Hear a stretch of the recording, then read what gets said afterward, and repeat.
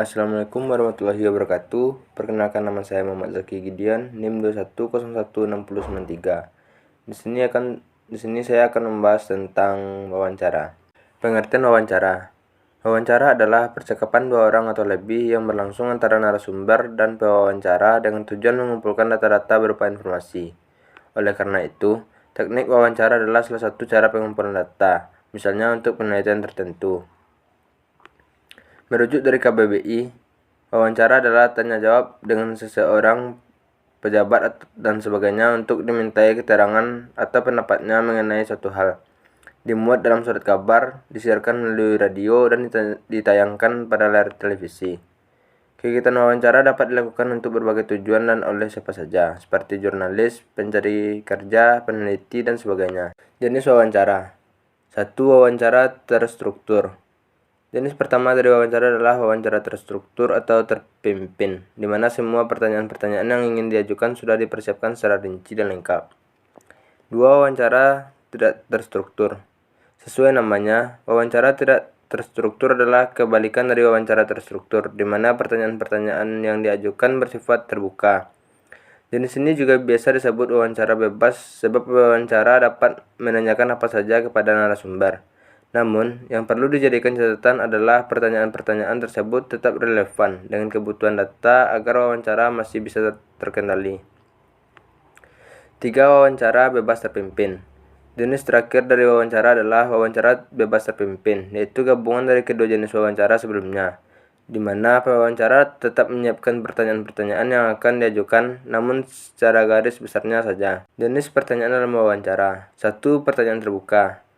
Maksud dari pertanyaan terbuka adalah pertanyaan yang menghendaki jawaban yang luas dan bebas. Luas dan bebas artinya penjawab dapat menentukan sendiri bagaimana bentuk jawaban dan sepanjang apa jawaban itu hendak diberikan. Contoh, bagaimana rencana kerja saudara setelah ditunjuk menjadi Dirjen Pendidikan Tinggi. 2. Pertanyaan hipotetik terbuka. Contoh, tadi saudara dijelaskan bahwa saudara tidak tahu menahu tentang penyelewengan yang dilakukan oleh bawahan saudara. Sepengetahuan saya, sistem pengawasan melekat di kantor saudara selama ini sudah ada. Apakah ada hambatan dalam pelaksanaannya? 3. Pertanyaan langsung. Contoh, apakah saudara ikut dalam rombongan presiden ke Cina yang baru lalu? 4. Pertanyaan tertutup.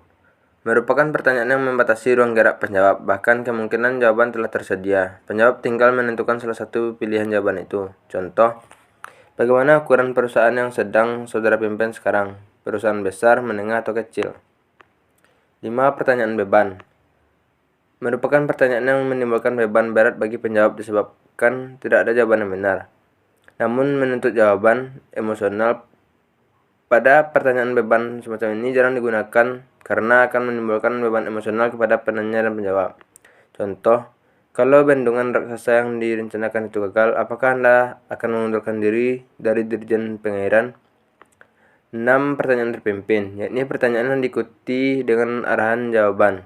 Dalam pertanyaan terpimpin merupakan pertanyaan yang sangat membantu untuk mengetahui sampai sejauh mana penjawab setuju dengan pendapat atau pandangan penanya yang diajukan sebelumnya. Contoh, saya melihat di 7. Pertanyaan orang ketiga. Inti dari pertanyaan orang ketiga ini adalah isi pertanyaan yang diajukan seolah-olah merupakan pertanyaan yang datang dari orang ketiga. Kemudian jawabannya pun sepertinya untuk orang ketiga. Gaya pertanyaan semacam ini dibuat agar penanya terlepas dari rasa terganggu secara emosional, sehingga perlu dialihkan seolah-olah yang bertanya itu bukan dia. Contoh, beberapa pemimpin mahasiswa menginginkan adanya kebebasan berbicara di kampus ini. Menurut mereka, selama Anda menjadi pembantu rektor bidang kemahasiswaan, kebebasan berbicara itu banyak dikekang. Bagaimana tanggapan Anda? Baiklah, hanya sekian dari saya. Assalamualaikum warahmatullahi wabarakatuh.